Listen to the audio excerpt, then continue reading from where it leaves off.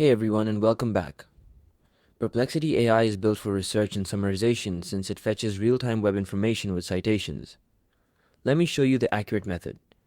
Method 1 for web articles: open the article in your browser, click the share button and select open in Perplexity, tap summarize, and you will get a structured summary with source citations in seconds. Method 2 for PDFs or documents: click the upload button and select your file. After upload, click ask about this document, then ask for a structured summary with key points and page references.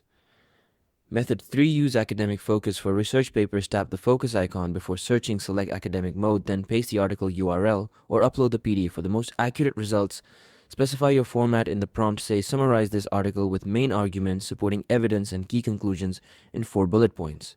Pro tip: always check the sources panel on the right to verify claims directly. And that is it. Perplexity gives you faster, cleaner article summaries than reading the whole thing.